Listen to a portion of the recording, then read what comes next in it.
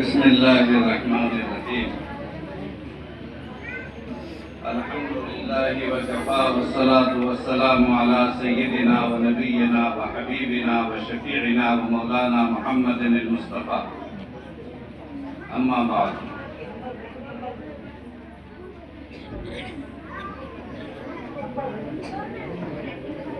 أعوذ بالله من الشيطان الرجيم.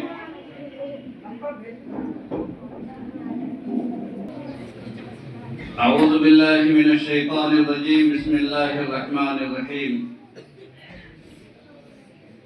لا يستوي الذين يعلمون والذين لا يعلمون. صدق الله العظيم. حضرات علماء، مہمانان، اساتذہ کرام، عزیز طلباء، برادران اسلام، میں کلمہ تشکر پیش کرنا چاہتا تھا سب سے آخر، تمام بچوں کا بھی، تمام اساتذہ کا بھی، اور تمام مہمانوں کا بھی، تمام بزرگوں کا بھی، اکابر کا بھی. لیکن آج کل جن حالات سے دوچار ہیں، میری زندگی اس مسافر کی ہے کہ پتہ نہیں کہاں زندگی کی شام ہو جائے. اسی لیے اس شام کے انتظار میں کسی لمحے تیار رہتا ہوں. اور شاید اللہ تعالیٰ مجھے یہ سبق دے رہے ہیں کہ تم اپنی زندگی کی شام کی بھی اسی طرح فکر کرو. یہ تمہارے لیے سبق ہے، عبرت ہے. زندگی کا کوئی ٹھکانہ نہیں ہے. کون سا لمحہ آخری لمحہ ہوگا پتہ نہیں. اسی لیے میں نے سوچا کہ درمیان میں ہی آپ کا شکریہ ادا کر کے میں بیٹھ جاؤں گا. اگر اللہ مجھے توفیق دے گا تو آخر تک آپ کے ساتھ بنا رہوں گا، اور نہیں اللہ چاہے گا تو میں غائب ہو جاؤں گا بیچ میں. دوستو، ہمارے اکابر یہاں موجود ہیں. میرے خسر محترم اور خالو محترم حضرت مولانا عزیز الرحمان صاحب قاسمی میرے والد صاحب کی جگہ پر ہیں. انشاءاللہ ان کی دعا پر یہ مجلس ختم ہوگی. آخر میں حضرت دعا فرما دیں گے. اور ہمارے بزرگ عالم دین حضرت مولانا مفتی نعمت اللہ صاحب قاسمی، سابق صدر مفتی امارت شریعہ پھلواری شریف پٹنہ، تشریف فرما ہے. ہمارے اکابر میں ہیں، بزرگوں میں ہیں. میں ان کا بہت زیادہ احترام کرتا ہوں. تشریف لائے ہمارے بچوں کی حوصلہ افزائی کے لیے. ان کا خطاب ہوگا انشاءاللہ. ان کے علاوہ حضرت مولانا جسیم الدین قاسمی خطیب اڑیسہ کا خطاب آپ نے سن ہی لیا. جب اس کھنڈر کا یہ حال ہے تو شباب کا عالم کیا رہا ہوگا آپ اندازہ کر سکتے ہیں. میں نے ان کا مقام جا کر دیکھا اڑیسہ میں، اور اس طرح اڑیسہ کے جوانوں کو اور علماء کو انہوں نے تربیت دی ہے اور ایسا سکھایا ہے کہ میں حیران تھا کہ وہ پورے ہندوستان میں وہ طریقہ مجھے ملا ہی نہیں. استقبال علماء کا طریقہ، جبکہ ملک کے بڑے حصے میں مجھے جانے کا موقع ملا، لیکن جو طریقہ ان بزرگوں نے اپنے بزرگوں سے سیکھ کر وہاں اکابر کے استقبال کا اور اکرام کا جو طریقہ انہوں نے شروع کیا ہے، بہت ہی مہذب، پاکیزہ، دل کو خوش کرنے والا ہے. اللہ تعالیٰ ان کا سایہ قادر قائم رکھے. بہت علیل ہیں، بہت بیمار ہیں، لیکن پھر بھی تشریف لائے. انہی بزرگوں کے نفوس قدسیہ کی برکت سے اور دعاؤں کی برکت سے میں چل رہا ہوں. میرا تو کوئی مقام نہیں ہے، میری کوئی حیثیت نہیں ہے، بس کام چل رہا ہے. یہ کام قیامت تک چلتا رہے. اور یہ مدرسہ چل رہا ہے، آپ لوگ چل رہے ہیں، فیض پہنچ رہا ہے. یہ مدرسہ سب کچھ یہ مسلمان ہیں، آپ ہیں، ہمارے اکابر ہیں، طلباء ہیں، اساتذہ ہیں. انسان تو فانی ہے، آج ہے کل ختم ہو جائے گا. کام انسان کا لافانی ہو جاتا ہے. انشاءاللہ ان کا شکریہ ادا کرتا ہوں. ان کے علاوہ حضرت مولانا مفتی شمیم صاحب تشریف لائے ہیں، بکری مدرسے کے ناظم. اور حضرت مولانا حضرت حاجی فاروق صاحب، بہت خوشی کی بات ہے، تشریف لائے ہمارے درمیان. بکری کے ہیں لیکن بہت ہی صاحب دل، صاحب خیر اور صاحب مقام لوگوں میں ہیں. اور جو کہتے ہیں کہ ایک مشہور عربی کہاوت ہے، نعم الامیر علی باب الفقیر. یہ ایسے امیر ہیں جو فقیروں کے دروازے پر، فقیروں کے آستانے پر پہنچ کر خوشی محسوس کرتے ہیں. میں نے ایسے چند رئیسوں کو دیکھا ہے جو بزرگوں کے آستانے پر، فقیروں کے آستانے پر پہنچ کر خوشی محسوس کرتے ہیں، ان میں سے ایک آپ بھی ہیں۔ اللہ تعالیٰ ان کو قائم رکھے، ان کے تمام مسائل و مشکلات کو آسان فرمائے۔ علاوہ جتنے بھی لوگ ہمارے احباب ہیں، میں سب کا شکریہ ادا کرتا ہوں، اور ایک بات عرض کر کے اپنی بات ختم کرتا ہوں کہ اللہ کے نبی صلی اللہ علیہ وسلم نے کتنی تکلیفیں اٹھا کر کے اس دین کو شروع کیا، کتنی تکلیفیں اٹھا کر اس دین کو مکمل فرمایا، اور کتنا درد تھا کہ اپنے دشمنوں کو بھی معاف کیا۔ معاف دشمن کو اس وقت کرے انسان جب دشمن اپنے قابو میں ہو، یہ کمال ہے۔ دشمن قابو میں نہیں ہے، دشمن پر آپ کی پکڑ نہیں ہے، پھر آپ معاف کریں، یہ کوئی کمال نہیں، تو آپ کرنے ہی ہے معاف۔ کمزور انسان ہمیشہ طاقتور کو معاف کرتا ہے، کوئی کمال نہیں ہے۔ طاقتور انسان کمزور کو معاف کرے، یہ کمال ہے۔ بدلہ لینے کی پوزیشن میں ہو پھر بدلہ نہ لیں، یہ کمال ہے، یہ ہے اسلام کی پہچان۔ بدلہ لینے کی پوزیشن میں ہو، بدلہ لے لیں، یہ انسانیت کے خلاف۔ آج کے جو دنیا ملک کے حالات ہیں، بدلے کی پوزیشن ہے، انتقام کی سیاست چل رہی ہے۔ مسلمانوں نے کبھی انتقام کی سیاست نہیں کی، اور ہمارے نبی نے کبھی اس کی تعلیم نہیں دی۔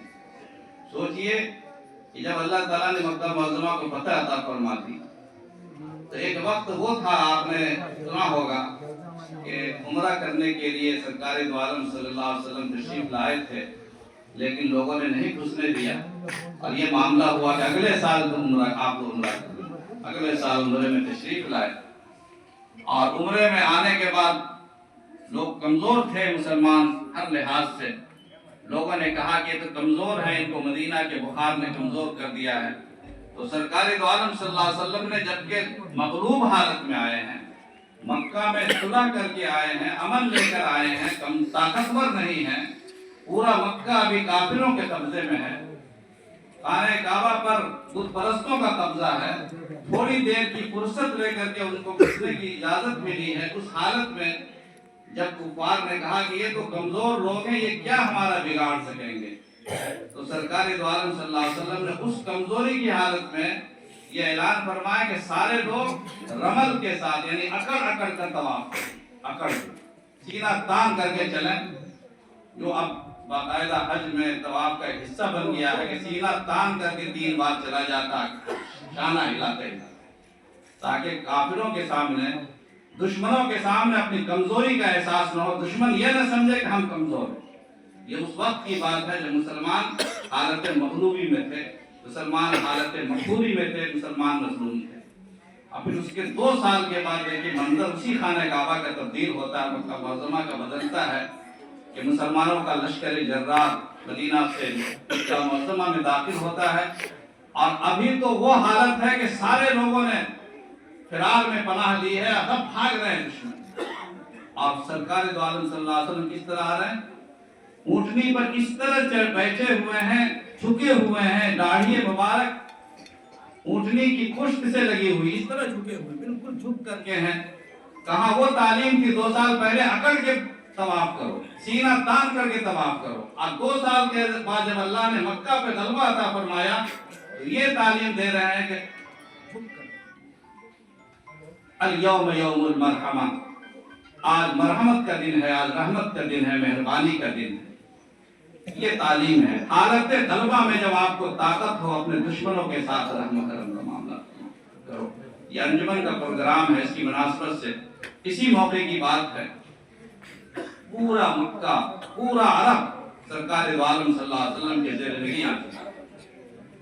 قبیلہ بنو تمیم کا وفد آتا ہے حضور اکرم علیہ السلام کے پاس، اور کہتا ہے، وقت سمجھتے ہیں جماعت، ایک ٹیم آتی ہے قبیلے کی، بنو تمیم دور دراز کا قبیلہ تھا، وہ وقت آتا ہے اور پورے مکہ پر قبضہ ہو چکا ہے، فاتح عرب محمد رسول اللہ صلی اللہ علیہ وسلم کے سامنے کسی کو مجال اب نہیں ہے بولنے کی، بات کرنے کی، اب وہ دور چلا گیا جب مکہ سے نکالا گیا تھا۔ اس وقت میں جبکہ طاقت مسلمانوں کی دنیا پر چھا چکی، وہ قبیلہ آتا ہے، جاہل گنوار، بولنے کا سلیقہ نہیں، اور باہر سے آواز دیتا ہے، مدینہ میں مسجد نبوی کے باہر سے سرکار دو عالم صلی اللہ علیہ وسلم اپنے کمرے میں تھے، اے محمد صلی اللہ علیہ وسلم باہر نکلو۔ آج کے زمانے میں کوئی کسی وزیر کو، کسی منسٹر کو بول سکتا ہے؟ جبکہ پتہ ہے کہ ہم سارے عرب پر، مکہ و مدینہ پورے عرب پر قبضہ ہو چکا ہے اس شخص کا، مگر دیکھیے طریقہ قرآن کریم میں کہا ان الذین ینادونک من وراء الحجرات، یہ وہ لوگ جو قبروں کے پیچھے سے آپ کو نام لے کر کے پکارتے ہیں، یہ سب جاہلوں کی جماعت ہے۔ حضور صلی اللہ علیہ وسلم رحمت للعالمین ہے۔ یہی ہے فرق بادشاہ کا اور نبی کا۔ نبی اور بادشاہ کا فرق یہی ہے، بادشاہ طاقت میں آنے کے بعد بادشاہ بنتا ہے، نبی طاقت میں بھی نبی ہے اور کمزوری میں بھی نبی ہے، غلبے میں بھی نبی ہے اور مغلوبی میں بھی نبی ہے۔ نبی کی شان کچھ اور ہوتی ہے۔ آپ باہر نکلے، کوئی غصے کا اظہار نہیں فرمایا، کہا کیا معاملہ ہے؟ کہا کہ دیکھیے ہم لوگ بنی تمیم کے لوگ آئے ہیں، ہم میں علماء بھی ہیں، ہم میں شعراء بھی ہیں، ہم میں خطبہ بھی ہیں، اور آپ سے ہم مفاخرہ کرنا چاہتے ہیں۔ مفاخرہ ایک ہوتا مناظرہ، ایک ہوتا محاضرہ، ایک ہوتا مباہلہ۔ یہ لوگ کیا کرنے آئے تھے؟ مفاخرہ، یعنی اپنے فخر کا اظہار، اپنی قومی خصوصیات کا اظہار اور اپنی صلاحیتوں کا اظہار کرنا۔ ہم مفاخرہ کرنا چاہتے ہیں۔ حضور اکرم علیہ السلام چاہتے تو کہتے تھے کہ اسلام کی صداقت ثابت ہو چکی ہے، جس کو ایمان لانا لائے، نہ لانا نہ لائے۔ آپ نے کہا ٹھیک ہے کوئی بات نہیں، آپ تشریف لے آئے مسجد میں۔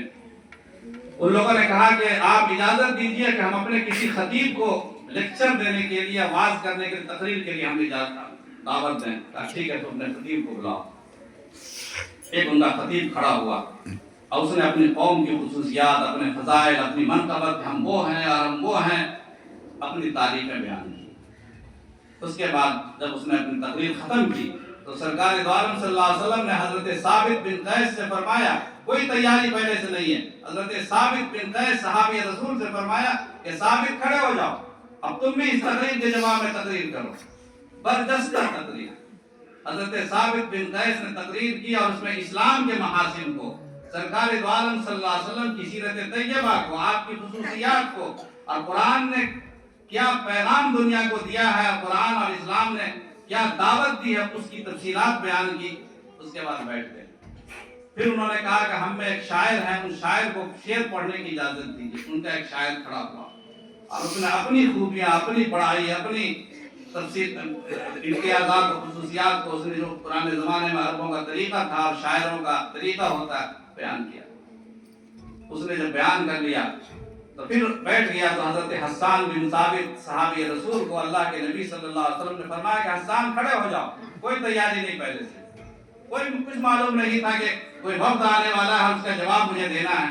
حضرت حسان بن ثابت کوئی تیاری نہیں تھی، مگر سرکار کا حکم ہے، جب حکم ہے تو انشاءاللہ اللہ کی مدد آئے گی، بغیر حکم کے کام کریں گے مدد نکالنا ضروری نہیں ہے۔ کھڑے ہو گئے اور ایسی زبردست شاعری کی حضرت حسان بن ثابت نے کہ پورے مجمع میں سناٹا چھا گیا، بیٹھ گئے۔ اس کے بعد وہ سارے کے سارے لوگ جو قبیلے بنو تمیم کے تھے وہ کھڑے ہو گئے اور کہا یا رسول اللہ، ہم سب کلمہ پڑھتے ہیں لا الہ الا اللہ محمد رسول اللہ، اس لیے کہ آپ کا خطیب ہمارے خطیب سے بڑھ کر ہے اور آپ کا شاعر ہمارے شاعر سے بڑھ کر ہے۔ معلوم ہوا کہ خطابت کے ذریعے سے بھی اسلام کی اشاعت ہوتی ہے، شعر و شاعری کے ذریعے سے بھی اسلام کی اشاعت ہوتی ہے، زبان و ادب کے ذریعے سے بھی اسلام کی اشاعت ہوتی ہے۔ خود سرکار دو عالم صلی اللہ علیہ وسلم کے سامنے میں، ان کی مجلس میں اس کا مظاہرہ ہوا اور وہ سارے لوگ صرف اس بنیاد پر مغلوب ہو گئے کہ رسول اللہ صلی اللہ علیہ وسلم کے شاعر نے اچھی شاعری کی، رسول اللہ صلی اللہ علیہ وسلم کے خطیب نے اچھی خطابت کی، اور سب کے سب خطاب گوش اسلام ہو گئے۔ اس لیے زبان و ادب کو انشاءاللہ اسلام کی اشاعت کے لیے استعمال کرنا ہے، اسلام کو فروغ دینے کے لیے استعمال کرنا ہے، اپنے پیٹ کی پوجا کے لیے نہیں، اور اپنی شہرت کو بڑھانے کے لیے نہیں، اور اپنے اوقات کو پاس کرنے کے لیے نہیں۔ मजलिसों को कहकहाजार बनाने के लिए नहीं, खुदा के वास्ते अपनी जबान और अपनी शायरी को, अपनी जबान और अदब को, अपनी खिताबत को ये सोचना है कि मैं हस्सान बिन साबित का मैं जानशीन हूँ, मैं साबित बिन कैस का जानशीन हूँ, मैं हजरत अली का जानशीन हूँ। देखना इंशाअल्लाह अल्लाह ताला तुम्हारी जबान में वो तासीर पैदा फरमाएंगे कि दुनिया उससे फायदा उठाएगी इंशाअल्लाह। अल्लाह ताला मुझे कहने से ज्यादा और सुनने से ज्यादा अमल की तौफीक नसीब फरमाए और आप सबको दुनिया का बेहतरीन खतीब, बेहतरीन शायर और बेहतरीन अदीब और बेहतरीन असहाब कलम बनाए। और मैं अपने भाई अजीज महबूब फरोख का शुक्रिया अदा करना भूल गया, क्योंकि ये तो मेरा भाई है लेकिन घरी का आदमी है, इसका शुक्रिया क्या अदा करना, लेकिन एन टाइम पर चूंकि आ गया और मेरा भाई है, इसका कद ऊंचा होगा तो मेरा भी कद ऊंचा होगा। जब छोटे बड़े होते हैं तो बड़ा भी बड़ा हो जाता है।